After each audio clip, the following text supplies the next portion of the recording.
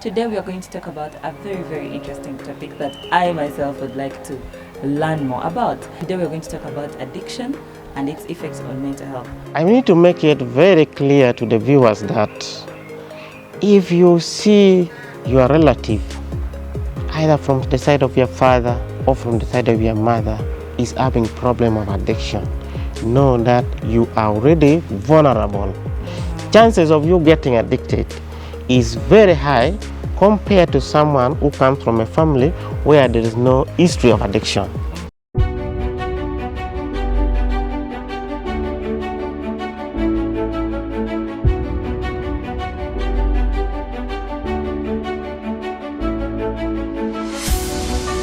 So Thank how you. can we help the people around us, in our families, our children? How can we help them, the ones who are addicted?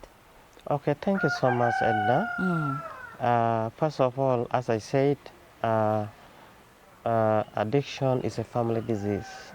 So the support system around the home is very important. In most cases, people they think someone intentionally refuses to control the use of these addictive substances or even these activities. Remember, as I said, someone's brain has already been hijacked. The Sure. pleasure center of the brain that gives meaning to life. Life is meaningless if you are not happy, right? Yes, true. So if that part of the brain has already been hijacked, then this person is really vulnerable. So whatever the person is doing, he's not doing because he doesn't listen, he's not doing because he or she does not respect the elders, but the fact is that this is already a disease, just like any other disease. And so the first thing that we need to do to help the victims is to give them that supportive environment, that family understanding, so that the person begin to realize that yes, I have a problem and I need to reduce my use. But the more we keep abusing them, Yes. some people even they can't sit down and they beat them seriously. So the person get up from anger and even go and drink. Yes. Some people are taken to police custody, and the moment they come out of the police, they even drink more. More, yes, because So of anger, yes. exactly. So that means we need to create a very conducive environment, a supportive environment at home. That is the first thing. Then the second thing is we have people who can help. We have trained counselors in the country. A number of universities are training counselors, but people are not making use of these people, of these Yes. services. True. So let's begin to identify these people around us and let's make use of them. So because counselors are trained on addiction counseling, systematic way Yes. of helping someone who is having problem of addiction. They have been trained. Okay, we also have psychiatric nurses, psychiatric doctors around, and more importantly, we have facilities like Butabika Hospital. In Butabika, we have a rehabilitation unit where people who have problem of addiction are kept. Yes. If you have problem with alcohol addiction, you are there for like a minimum of 3 months. That is 90 days. Yes. That is the treatment period. But if you have addiction to other substances, then you can be there for 180 days. Wow. That is 6 months. So that is the treatment module. So let's begin to make use of these facilities. People have built a number of, or started a number of rehabilitation centers. So this is one way of helping people who have problem with addictions. So you yourself, without even going to addiction facility or rehabilitation facility, there's what we call the strong will. If you decide to leave drinking alcohol or using a particular drug, it is possible. It is very possible. true. Just a matter of identifying a family member who is very supportive and is always helping you to tell you how this thing is dangerous in your life, you can easily be able to stop. There are a number of people who stop drinking, using drugs, or even using cigarette without even starting a rehabilitation center. That's true. It is very possible. And to make it more important, now these days we have advantages in a sense that we have a number of professionals around us, the counselors, the occupational therapists, and the like. So let's make use of these people. So those are some of the ways that we can help people who are having addiction. But also, we cannot narrow ourselves within the family, even the community. Yes. Let's adapt a positive words, description to these people. So if we keep calling them names, stigmatizing names, the more we use stigmatizing names, titles, labeling, the more these people get so angry and they go to continue using. But remember, as you're pushing someone towards addiction deeper and deeper, the effects will bounce back to you. True. Either to you as a family member or as a community member. Yeah. So we all have a role to play in supporting people who are having addiction, but also they themselves should be able to recognize that they have a problem. Because if you don't accept that this is a problem, there is no way you're going to be supported. So acceptance is one way, is the first stage of dealing with a problem. If you have a problem and you're not aware, then there's no way you're going to deal with that problem. So that means for us, the counselors and other mental health professionals, including social workers, even teachers, by the way, we need to create awareness in our society so that people can be able to know that addiction is a problem. Yes. And people can come out of it. It can be managed. That is the good news. Yes. So in psychology, we know that all behaviors are learned. And therefore, those undesirable behaviors like sport betting, like drinking alcohol, using marijuana, they can also be unlearned. So we can use the same principles of learning to do something or to know something. We can use that same principle to undo or to stop using addictive substances. You see? Yes. So let us not despair. This is a very big problem. It is a very ugly sin. Yes. That's why we call it a monster. But this monster can be dealt with to the end. This is what I want to call upon the viewers. Yes. Yeah. Oh, wow. Thank you very much. Me, I always have one issue. Yeah. I think that therapy and counseling are very effective solutions to this challenge of addiction or even any other mental health challenge. Yeah. But in our country here, therapy is very expensive. And if you look at the people who actually suffer from mental health challenges or suffer from addiction, they're young people. Yeah. Some of them are afraid of asking or telling their parents that actually, Dad, I'm addicted to maybe Kuba, I'm addicted to weed or whatever. Or that I am facing a mental health challenge, because you know they want to avoid the whole stigmatization. Some parents actually don't understand. A parent may get angry and not pay for your tuition again. So they end up wanting to help themselves. Are there any free resources that these young people can run to? Some places where they can go so that they can get help? Yeah, definitely. Like where? Which places are those? Yeah. We have a number of non-governmental organizations that provide, they are not actually free, but some people are paying for the services on behalf of the beneficiaries. Yes. So actually we don't have free psychotherapies or counseling sessions, but somebody might be paying somewhere. Yes, that's so this true. must be very clear. They are sponsored. Yes, they are Yes. sponsored. Yes. Yes. So, for example, we have Butabika National Referral Hospital. The services are free.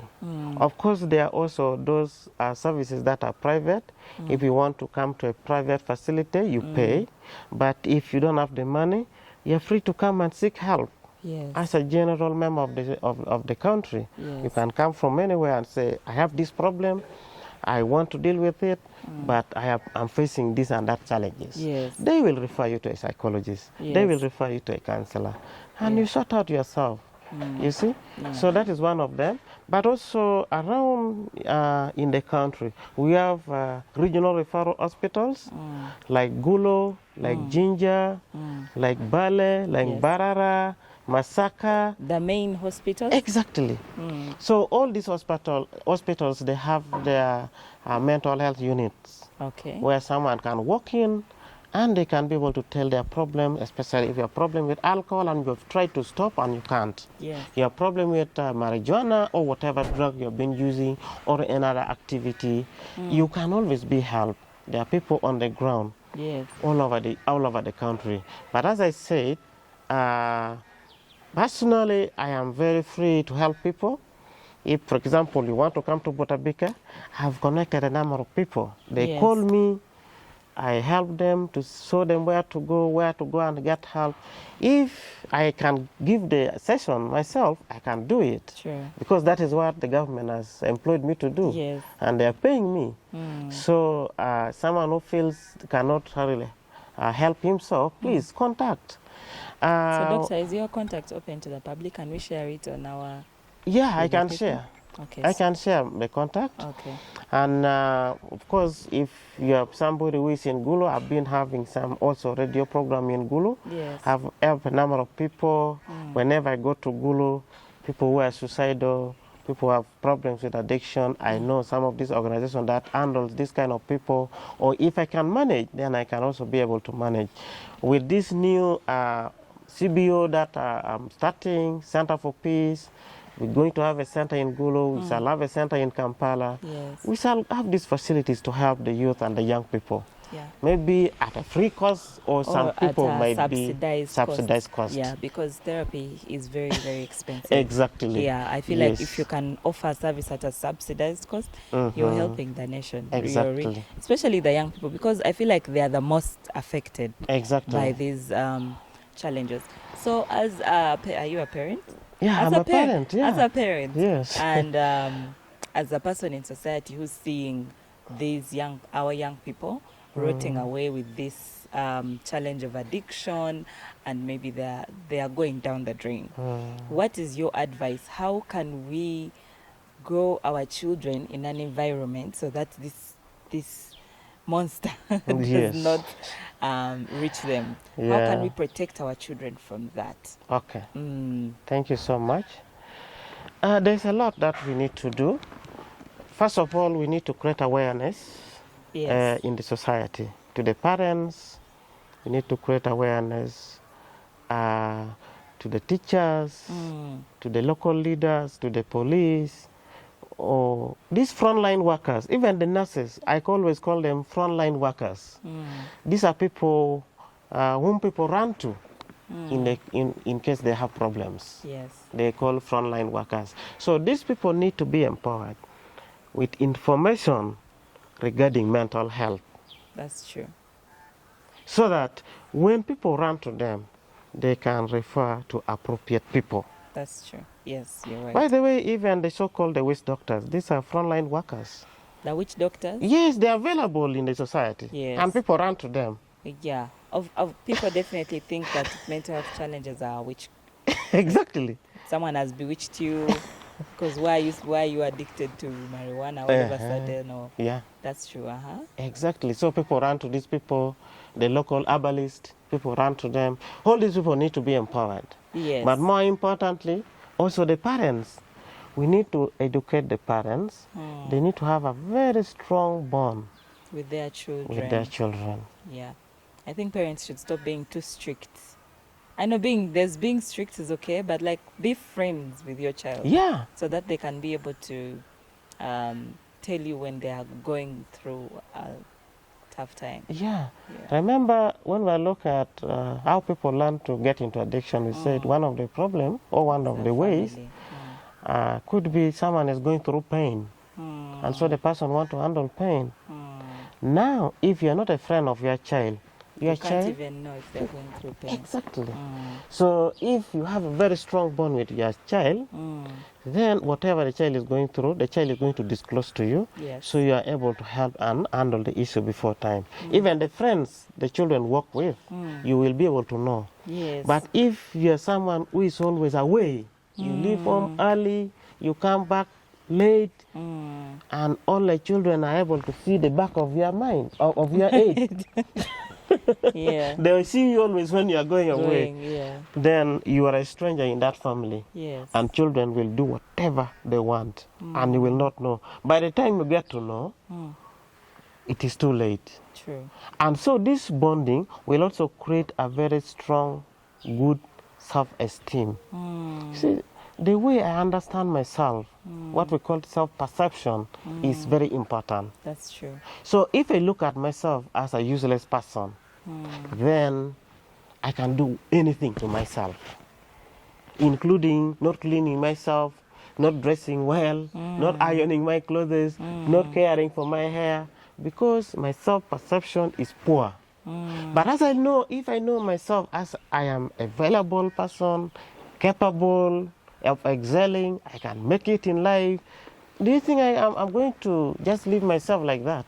No. That means I'm going to take care of myself. Yes.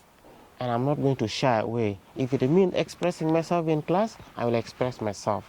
So let us help our children to build a good self-esteem. True. So they are able to live their life without, yes. Self-esteem is a very, very important topic, because some people take drugs in order to build their esteem or feel strong, feel some type of way. Exactly. I hear you on that one. Exactly. So are we done with the... No, we're still continuing. Yes. Okay, another thing is that we need to regularly talk about drugs and addictive substance to our children. Exactly. As early as possible. I have a child who is 8 years old and is in P4. I always talk to him about drugs. Yeah. I talk to him about alcohol. Yeah. I tell him, I ask his opinion. What does he think about this thing? Because these things are available. Exactly. I always tell the people around me, and I think I've even mentioned it here on a show before. Topics like sex, drugs, these things are in the world. Yeah. And it's up to you as a parent to decide whether you let the world teach your child about these things, or you be the first to teach them. Exactly. And the world will not teach them. You will not have control on how the world teaches them. Exactly. So you need to be the first one, maybe, to tell them about it. Exactly. So I think what you're saying is actually very, very true. Yeah, that is very true. So another thing that we need to do is that we need to surround our children with role models. Role models, yes. Identify those people in the society who can be role models to your children, so that they can look up to. We ourselves as parents, we may have our own weakness, but also let us strive to be role models to our children. True.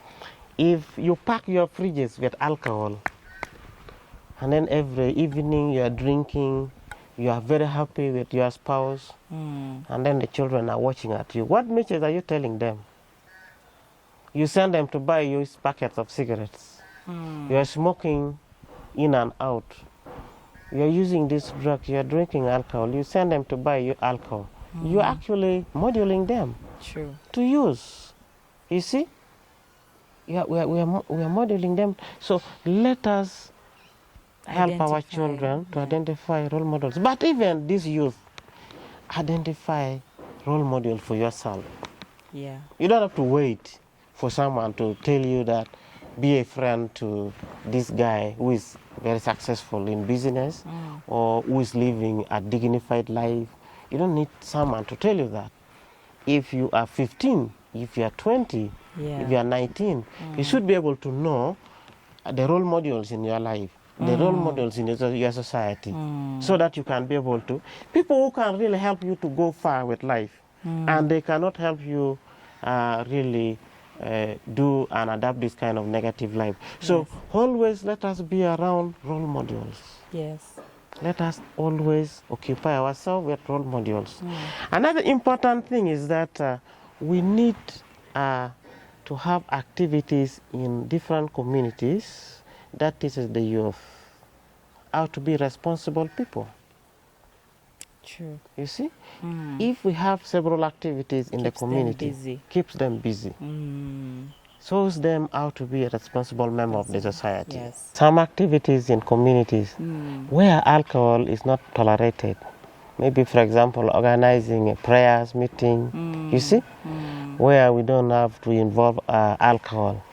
So the more we encourage most of this community activity or community engagement, and we bring alcohol for the celebration, the more we are exposing our young ones to addiction. Yes.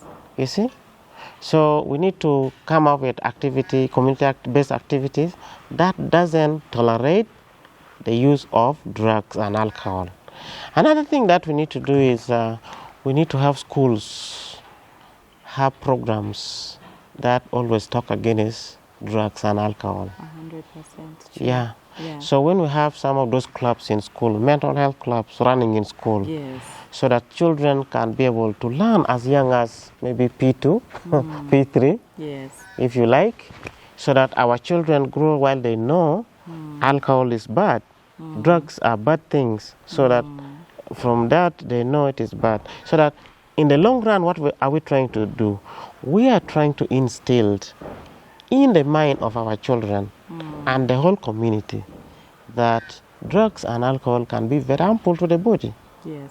What we suffer later as a result of uses of some of these things can be compared to heart disease, can be compared to pressure, diabetes, that if not treated can be very harmful to the body, can be very harmful to the social life, to our economic life, Yes. and to our mental health. Yes. Yes. So let people have that in their mind, so that whoever is risking, well, he or she is aware of the next destination. And the next destination is you're going to suffer. You're going to have this illness that is going to take you for the rest of your life. Very difficult to manage, difficult to treat, can take your life at the end of it all. Yes. So these are some of the things we need to do, Edna. All right.